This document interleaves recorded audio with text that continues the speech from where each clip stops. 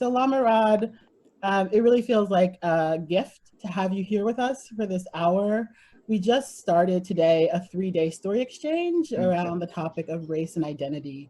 Um, and I feel like I was introduced to you first through the podcast with Dan Harris, where you mentioned narrative 4, and one of our longtime supporters, who's also a facilitator with us, Karen Hollins, had shared that with the staff. But for me, sort of being introduced to you was like discovering bell hooks, where I felt like you were articulating things I had thought and felt and experienced and putting them together in this way that I was like, oh, that's why I'm so angry, right? Like, that's why I'm feeling what I'm feeling. So the prompt that people are going to be sharing around is, tell us a story about when you realized race and identity mattered. And I'm wondering if we can begin with you telling us a story when you realized race and identity mattered to you. Absolutely. Thank you all for having me on. Absolutely.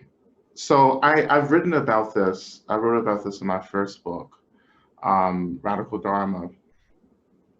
And so the story is, I grew up in Rome, Georgia, which is about an hour and a half north of Atlanta, North Georgia. If you've seen the movie Deliverance or heard many of the cultural references and jokes to the movie Deliverance, that's where I grew up. So North Georgia, like that area, like rural, kind of mountainous, a lot of like different cultures of people. And so I grew up in a Black neighborhood, Black working class, poor neighborhood. I went to elementary school that was it was all Black, except for like one white student. And then when I was in 6th grade, my mother and I moved to another part of town, which put me into a different school district. And that put me in a mostly white school, a mostly white, affluent elementary school for my last year of elementary school. So when I got there, I just kind of began to notice for the first time in my life that I was like poor, because for the first time in my life, I was around these elements, these expressions of wealth and materialism. And what came with that kind of material wealth recognition was also the racial recognition as well, because it also seemed as if the few Black students in the school were also poor, and we lived, my mother and I, we lived in a house, like we were able to get, a small house, but still it felt as if for the first time in my life, I felt Black, because it was something that there was a way, there was something that was reflecting back to me, all the things that I didn't have. I came from a place where it was normal, like my life was normal. Now it was like less than, and it was hard for me to relate to my friends, particularly my white friends that I began to make, who had 2 parents in the household, had these large cars, who, houses and cars, and took vacations and had tutors, like I didn't come from that world, because my mother worked, I largely took care of myself, I didn't have that kind of support my like white friends had. So yeah, so that really began to bring into focus the ways in which, for me, the world was racialized, and also the ways in which the world was stratified through class as well. All of that just came flooding in that one experience, but I began to excel regardless in that situation. Was your mom of the philosophy of you've got to be twice as good? Well, she didn't have to say that, because it was just imperative. It was just, I didn't get a choice to be twice as good. Within the system, as a person of color, particularly as a Black person of color in America, to move within these spaces, you have to prove, that you're that you have to work harder, Mm-hmm. you know. And I think growing up Black, that was already ingrained in me to work harder, to struggle, you know. And so that's just like normalized for me. It was to work, to achieve, you know, to study more, to do more. And it wasn't like I was the smartest kid in class. It wasn't like I was the most talented person. But at this point in my life, what I realized is that I have never been able just to, as Tyra Banks says, rest on pretty. As many white folks unconsciously rest on white supremacy.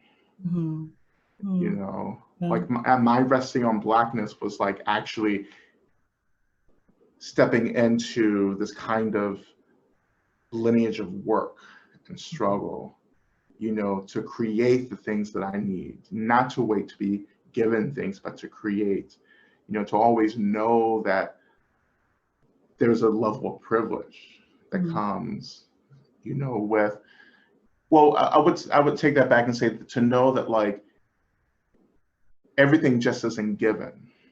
That there's like labor and sacrifice that's gone into every resource that I've been offered, and I've always recognized that, you know, growing up. I would love to just for a moment, we have on this call about 60 people. Okay. Right, so there's US, Canada, France, Mexico, Ireland, and they've all signed up to be a part of this story exchange.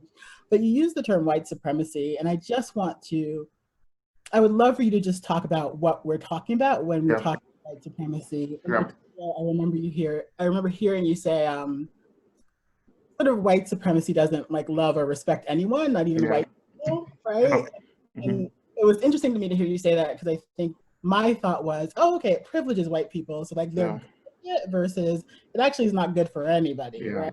On a human level. So if you could unpack that phrase. Absolutely. And I think that, you know, this idea of white supremacy is something that America really began to excel in, you know, because white supremacy is just another expression of caste and the caste system, you know, where there are groups that are set up, and those group belonging is really rigid and well-defined, and groups don't mingle, you know, and there's a place for each group, you know. In America, of course, you know, when America began to be settled and this idea of indentured servants became a reality, you know, first for white European immigrants, you know, but then the Portuguese, you know, and other European countries began the slave trade, right? And so Black indentured slaves, so the first Africans here in the United States were indentured, you know, servants, not slaves, you know. But of course, the system of slavery began to evolve, which began to objectify the lives of African descent people, you know. And so indentured servitude for African folks turned into chattel slavery.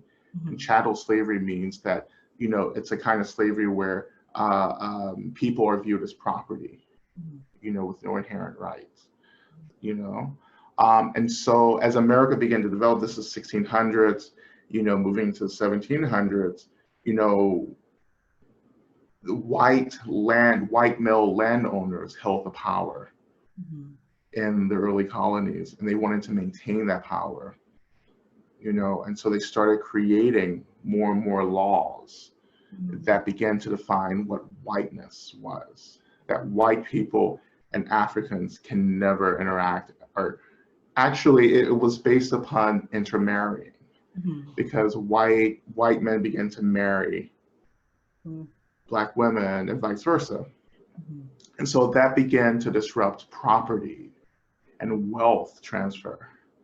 And so to disrupt that, you had to like create laws that forbid like this kind of intermarrying and the exchange of wealth across, you know, racial lines, you know. And so that began white supremacy. And then over time, you know, to be white meant that you were male, white landowner, you know, often British, you know, and French, you know, European, you know. And then over the course of the development of the United States, there are other groups that begin to get entrance into whiteness. Irish folks, for instance, you know, began to be white. Italians were white. Russians began to be white, you know. And that's really the heart of white supremacy right there, just this characteristic of whiteness that places that is valued above other communities of color, people of color, and how that becomes institutionalized and ingrained within the fabric of the country, you know. But it has become an expression you can see all over the world. Absolutely. And that expression of whiteness can be expressed through colonialism, through imperialism, you know, through class as well in certain cases. Thank you so much for expanding on that for us. Yeah. So we move into storytelling, the value of storytelling. And so a few years ago, you participated in the story exchange. Yes. Was that at Harvard? Yes. Yeah, okay. Harvard Law School. Can you tell us how you ended up in that room and what that experience stuck with you? Yeah. I was in graduate school at Harvard at the time.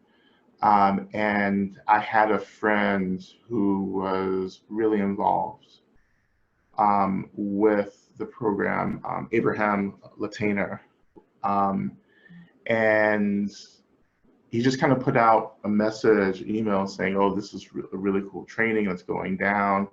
You know, I would love for everyone to come out to support it. And I really find storytelling to be transformative. You know, all of my books, you know, is really about storytelling, using the personal story as a vehicle of transformation.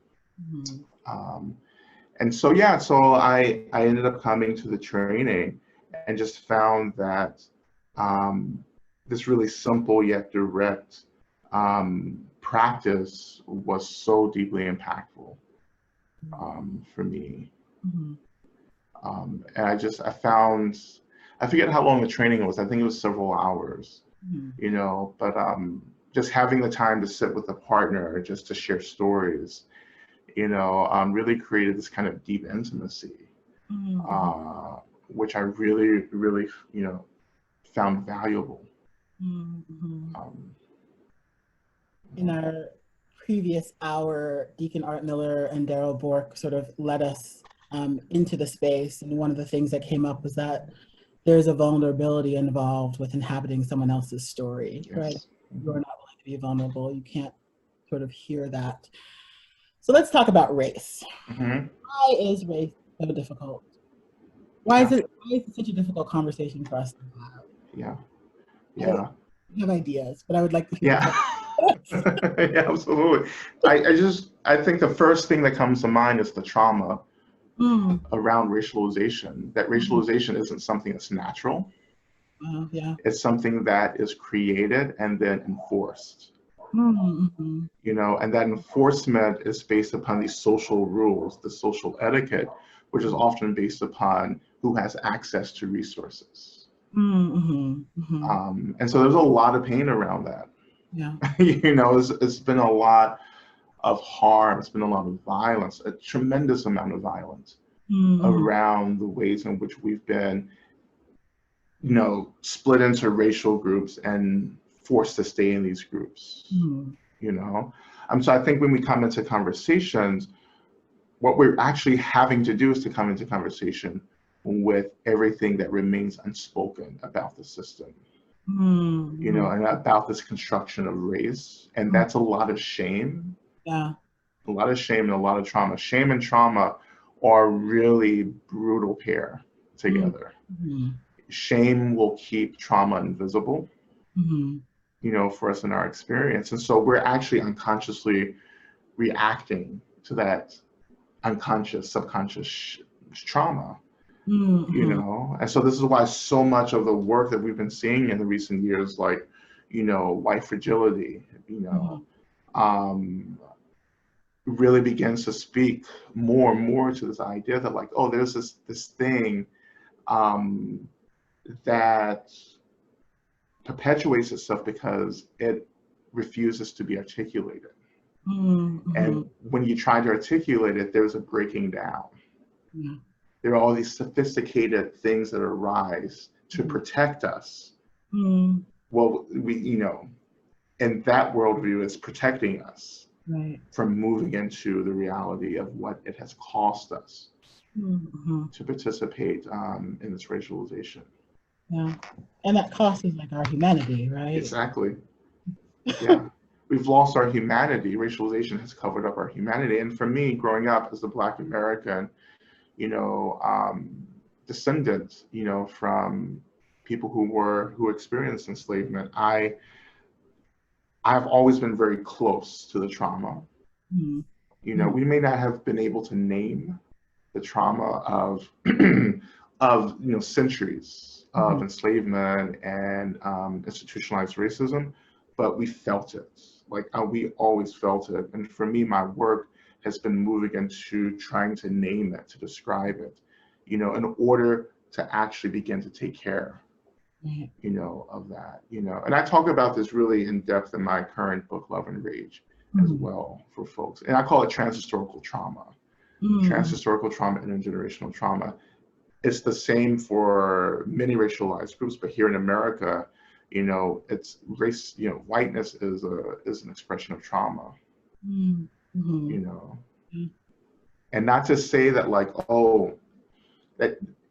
And when I say that, people always say, "Oh, but you're taking attention away from people who are really struggling." For Black and brown people who are really struggling within systematic racism. I'm not trying to take attention away, but I'm trying to help us understand that we're all in pain. And that we all have to do both individual and collective work to take care of that pain, to heal that pain. Without that healing of the pain, the trauma of racialization, and then these systems will continue into the foreseeable future. Thank you for that. I have 2 more questions, and then we're going to open it up. My phone is like because questions are coming in, so I'm going to get off the mic in a minute. But I think this is connected to what we just spoke about in terms of shame and trauma being one of the reasons why it's so difficult for us to show up for these types of conversations. And I've heard you speak about how there's often this retreat into the intellect when difficult things arise, right? And then, so paired with that, I just want to read something from Love and Rage, where you're going through the principles of radical Dharma, and you talk about the embodied approach. I'm just going to read this passage from the book. Embodied approach means that we are practicing not just with our minds, but with all the ways that we show up in our bodies. And when I say body, I am not speaking of just the physical body, but the body of our emotions, the body of our energy, the body of our thoughts, and our community body. And so for me, that was really expansive thinking in the way we think about embodying something. And so my question is, as we are going through these 3 days together, how might we practice showing up in our bodies? Like, what are some things we might look out for? Any strategies you have for us around that?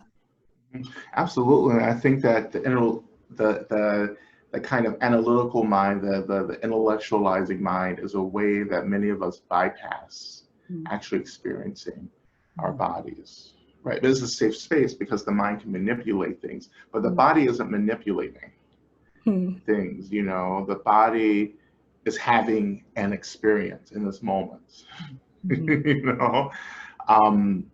and so as you move through these conversations, it's really important to kind of check in, right? With, okay, where am I feeling tight? Where am I feeling heavy? Where am I, where's the pain at? Of course, we all have different experiences of trauma within the body, but even just recognizing that can be enough. I don't have to get into the sensation, but I can say, you know what, there's a sensation happening. I just want to give it space, and just know that it's there. Many of us don't even know. Like, we're so disembodied that we don't even get that. And so these different bodies, for me, emotional bodies, like all my thoughts are all my emotions, right? I want to be in those. I want to be paying attention, checking into, like, how am I feeling? What am I thinking? My energy, how am I feeling energetically? Am I tired? Am I super enthusiastic? What does that energy feel like?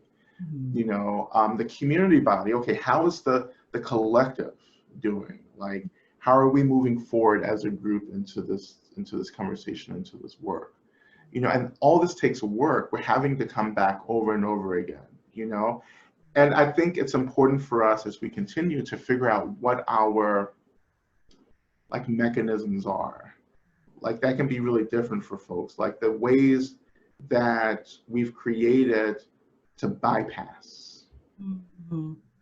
the difficult stuff, Mm-hmm. you know, like what are the habits, Mm-hmm. you know, what are the behaviors, Mm-hmm. you know, and I've spent a lot of time in my personal practice just really getting really familiar with that. You know, when are the times when I'm just like numbing out and daydreaming, right? When are the times when I'm just picking up my phone? Mm-hmm. You know, like what are my programmed habitual ways of responding to something? Mm-hmm. You know, particularly in these conversations, like what's my go-to argument? You know, a lot of people's go-to argument is like, well, all lives matter. Mm-hmm. You know, and you have to cut through that and ask yourself, okay, what does this actually mean? And is this actually just protecting me from touching into the trauma of what it means to understand that like actually all lives don't matter. Mm-hmm. I live in a country where specifically here in the United States was specifically created within this duality of black and white. So I think this is what a lot of people don't understand, particularly if, you know, immigrant communities and folks coming into the country, I've gotten this before. It's like, oh, Americans are so obsessed with this black and white binary, you know, because that's what America is. That is the tension that fuels America. And if you don't get that, you should look at politics right now.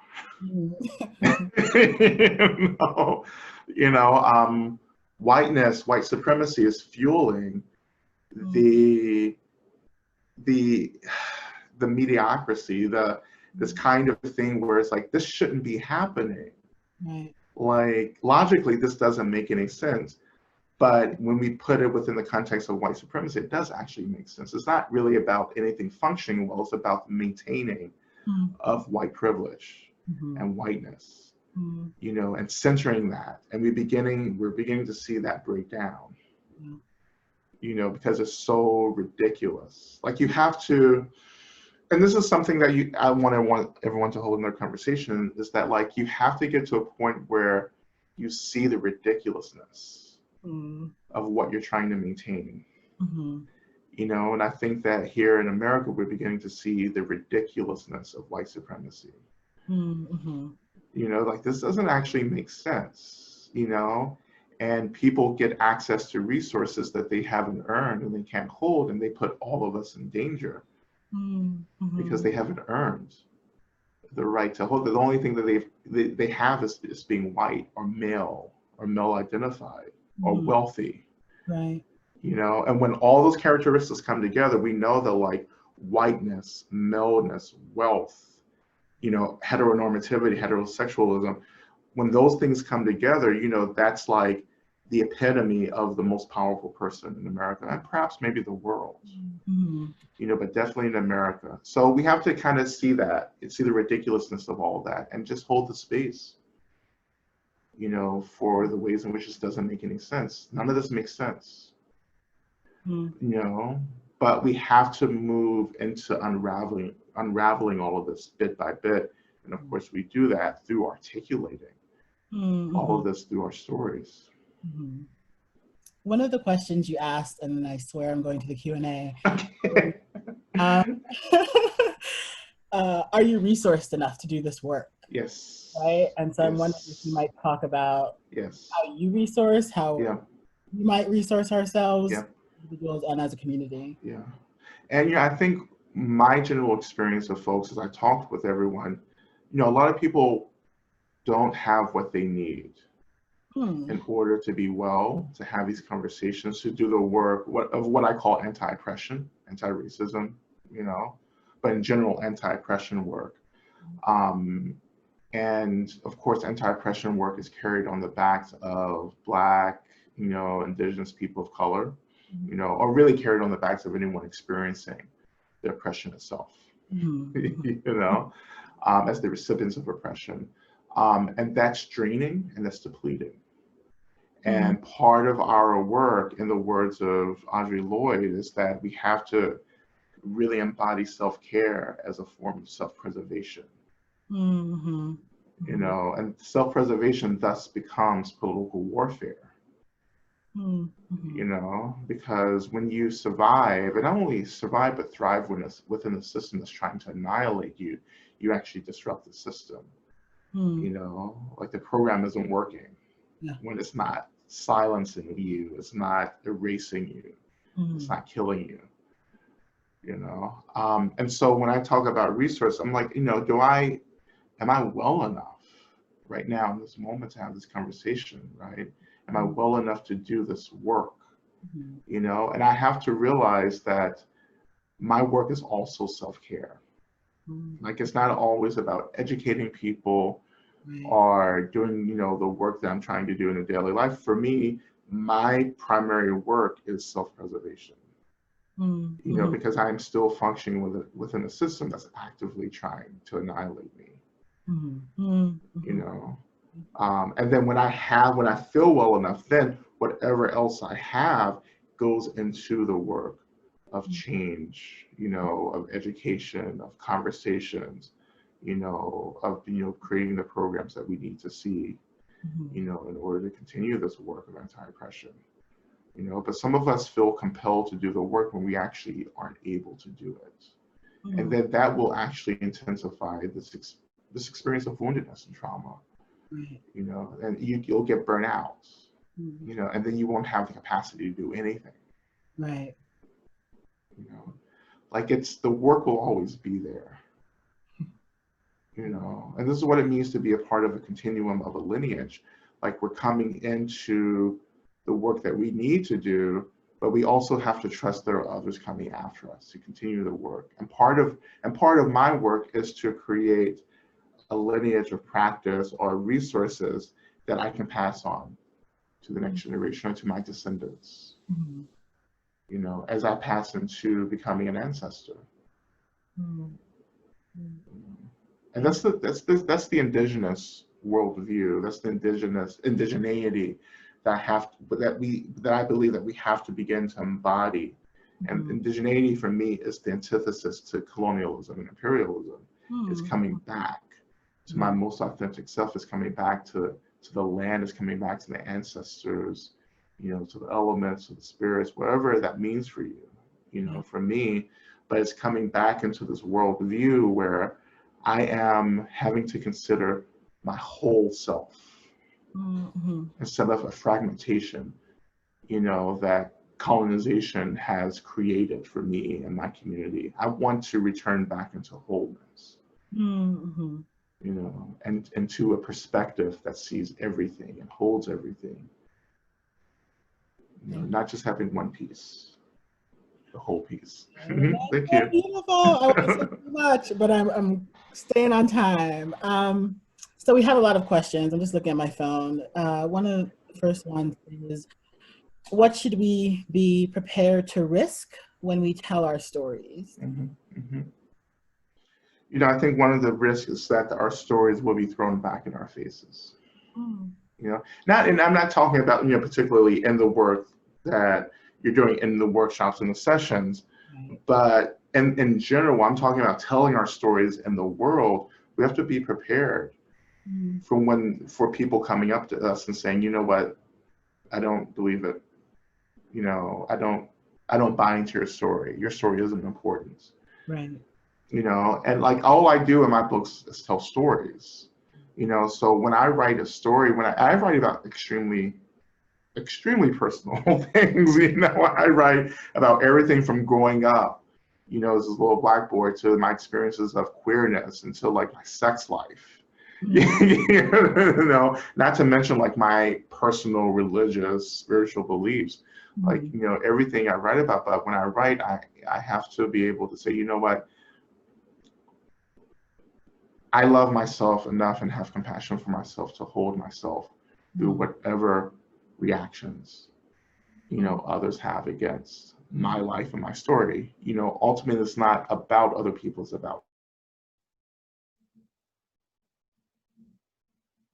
me, you know, and I freely offer, you know, and that's the point we get to. We have to get to a point where we're freely offering, like we consent, and the offering. Like when I consent, then I just offer my story to the world and I say, you know what, you can do whatever you want to with it. You know, your reaction to me has nothing to do with my relationship to my own story. You know, like if you are really liberated through your storytelling, then how people react won't be such a deep impact. You won't have such a deep impact on you. You know, it's when I'm just waiting for others to validate my story. That's the issue. I've given my agency away to the world. Instead, I retain my agency. Thank you. Do you have examples of times when white people make an attempt, but ultimately can't hear what you're saying? Oh, all the time. Every day. You know, every time I talk about my experience of racism, you know, it's just something, there's a disconnect there, you know. As I said in this interview with Dan Harris, it's like, if you don't attempt to connect to my pain, then you don't know what I'm talking about. You know, or you won't be like that compelled to help me disrupt. Right. You know, and so white folks have to turn inward into their own woundedness around white supremacy, not always trying to like connect to my woundedness around racism and being Black. Like you have, whiteness has created significant woundedness and trauma for white people that most white people are not even close to touching. You know, like what white supremacy has cost the world, you know, is overwhelming. And you have to take responsibility for that. And you also have to take responsibility for the ways in which your ancestors created the causes and conditions for the system to maintain itself, and the ways in which you still privilege and enjoy those privileges, even if you don't want to. Right. You know, I say this often, but like, white supremacy will rob Black culture of like all of the, you know, all of our like arts and our expressions and our food and our clothing and our music, you know. But I think one of the most terrifying things for white people is to actually be Black, to actually like be a black, brown person within the system that they know is brutal. You know, to be potentially be George Floyd or Breonna Taylor, you know, or Walter Scott, or, you know, all these images of Black and brown folks, you know, to be always potentially a victim, just walking down the street minding your own business. And that's the burden that I live with. It's the burden that we live with, you as well. You know, a road trip, and I was like, I asked my friend to come with me because I was like, I don't want to be next story on the post, right? Exactly. Like, Black woman's driving to Maine. Like, I'm not. I need somebody. I need a witness. Yeah, exactly.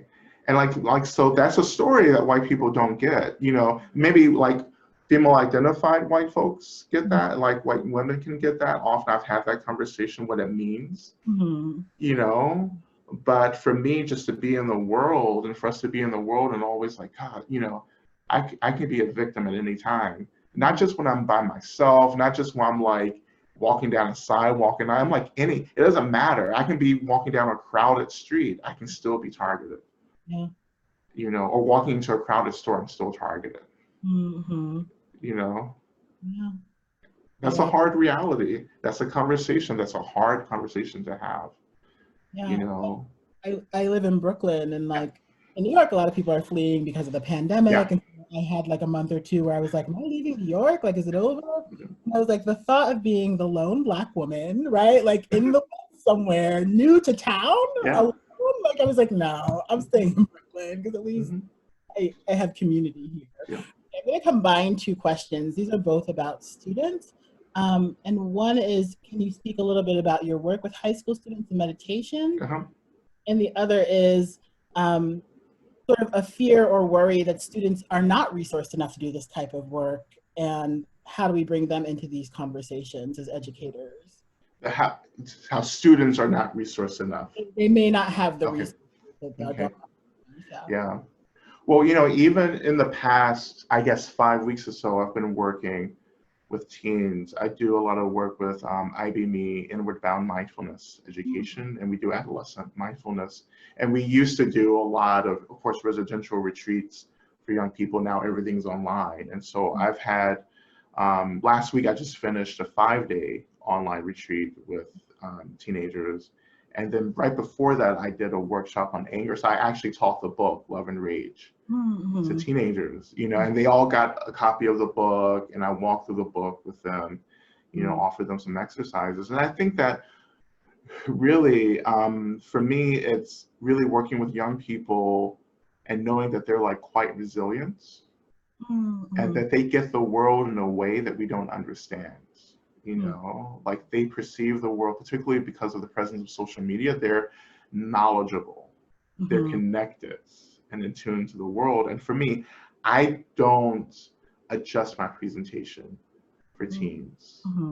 You know, instead I try to meet them where they're at, of course, in that part of their life, but I don't sugarcoat anything for young folks. You know, I don't say, well, you know, the world will be better when you get older. No, you know, the world would be better when you work to make the way, and you start right now. I did the same thing as a teenager. I was like, oh, I actually have to do something in order to see the future that I want to be a part of, right? And that has driven my activism since my early teens. And so really talk to teens. You know, really talk. Teens are much more resilient than we realize. We're often just projecting our own lack of resources onto the bodies of teens, but like allow teens to express themselves, allow teens to talk about their emotional realities, their emotional bodies, right? And all their bodies, but definitely allow teens to talk directly, openly, authentically, without policing or monitoring their expression. And we're really good at that. Yeah. You know, in this culture, we're really good at policing and silencing young people. You know, young teenagers and adolescents are the most suppressed demographic in the world. You know, the largest, most suppressed demographic in the world. And, you know, but the young people are the future. That's Whitney Houston saying, you know, the children are the future, right? Yeah. And so trust them, trust young people to tell their stories. And then we adults have to do the work to hold those stories. And we have to understand that, like, yeah, we're part of the conditions that they have to struggle through, you know, to be well. All right, I have 2 more questions Okay. from before, and then my own last question. I could talk to you for hours on my own. I just want like all the wisdom. So Lee, one commercial for the group, everyone watching. Right after this call, we're going to have an optional debrief. There's so much chat happening. If you would like to do that verbally, Alondra and Michael will post a link for that. Lee Keelock from Narrative 4 asks, can you speak to Narrative 4's work, taking on somebody else's story in the first person and retelling? What advice do you have? I'm guessing for like holding one another's story. Yeah. Well, I think there's going to be a lot of discomfort in that retelling, you know. In my tradition, in my particular tradition of Buddhism, we have this practice called exchanging oneself for others, you know. And it's really, it's an empathy practice.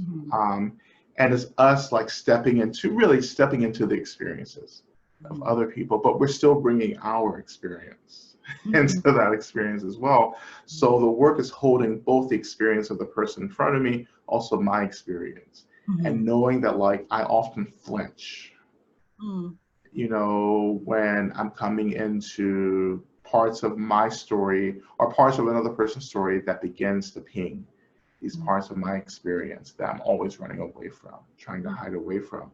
So again, just noticing, holding space, allowing that to be there, right? Not reacting. And as you disrupt the reaction, you're beginning to experience this really uncomfortable thing about our story, but that actually begins to create the space for another person's story to be there as well. You know, so we're not, again, so I just real quickly just say this, we're not bypassing ourselves to take on another story. We're inviting ourselves into the narrative of another person, because if we don't do that, then we'll just unconsciously be shutting down, because there will be parts of our experience that we're not attentive to. You know, so when I'm sitting with someone I'm just, I'm sitting with my story as well. I'm sitting with my trauma, my pain, my woundedness, that emotional body is present for me as I am stepping into the emotional body of another person. Thank you. All right, so this is a long question. I'm going to try to edit. Okay. Much of my life, I have felt as a person of color and as a religious minority in the US that the burden of educating white people in the majority about me and my identity and experiences is on me. Yeah. And while I've embraced that burden, I'm wondering, do you have suggestions on how to better facilitate this repositioning, on who must do the heavy lifting and promote? Well, here's a basic thing. You need to, you set a boundary and say, I don't feel like doing heavy lifting. Sometimes you have to, sometimes you don't. And we, as marginalized folks within certain cultures, we have to understand that like part of our oppression is being made to, well, we've been tricked into believing that we have more work to do than we actually do. Like part of oppression is this misbelief, this misunderstanding that like there's a heaviness to getting free. And I want to like push back on that, and I want to say, you know what, there are people within majority dominant cultures and groups that are stepping up to be the resource people, to educate the dominant group, and we don't always have to be that person any longer. When I think about educating people, I'm like, no, actually, you should just go and read this book and watch this documentary, and then talk to this person who's really similar to you within your group, who's taken on like the burden of educating people within your group. I'm not here as an encyclopedia, to do work, but I literally just refer people to other resources. There are books and videos and everything out right now that you can learn from instead of using me. And if you're an ally in solidarity with me, you will realize the emotional labor that you create for others around you when you choose not to access resources that are available. So last question of the day. I want to talk about magic. Okay. So in Love and Rage, you have a section called The Loss of Magic. I just want to read a passage from that and then ask the question. So you say, I want to remember magic, ... I want to teach others to remember their magic as well. I want to teach others to create and cast spells that return them to the way their spirits used to be before systematic reality began to reorganize and redefine us, which was essentially the violence of dismembering us into small bits and pieces so we could forget our wholeness as well as our holiness. I got chills reading it, right? Like something about that resonates with me so strongly. So my question is, can you speak in closing about how we might use our individual and collective magic to defy these systematic realities that aim to divide and destroy us? Yes, absolutely. I think the one thing that I will say is that we have to call into our experience everything. Like everything has to be held, even the things that we are afraid of, even the things that are really uncomfortable and painful. Like my joy is as important as my trauma. Like stop pushing everything away because that makes us fragmented. Start calling everything into awareness, into focus. And that's where the wholeness begins to happen. And that's where the magic begins to reestablish itself. A whole person can dance into systems of oppression and disrupt them. Because the systems of oppression, one of the weapons of systems of oppression is by hurling things at you that you're afraid of as alternate aspects of who and what we are. So you reclaim that by saying, you know what, I love this part of myself. Like I love being Black, I love being queer, I love being fat. you know? So like you can throw anti-blackness and anti-queerness, you know, and anti-fatness at me. That's fine, but that's not going to do anything like it used to in the past, you know, because I'm a wholer person now, and that's the magic, you know. Yeah. Well, that's beautiful. Well, Rod, thank you so much for spending this time with us. Absolutely. We're going to continue this conversation. Again, for everybody watching, there is an optional debrief. There's a link in the chat. But really, it's been such an honor to get to talk to you, and thank you for the work that you're doing for the world. Yeah. Thank you. Thank you, everyone, for joining. It was so nice to be here and have this conversation. Thank you so much, Felice. Yeah, we hope to see you again soon. All right.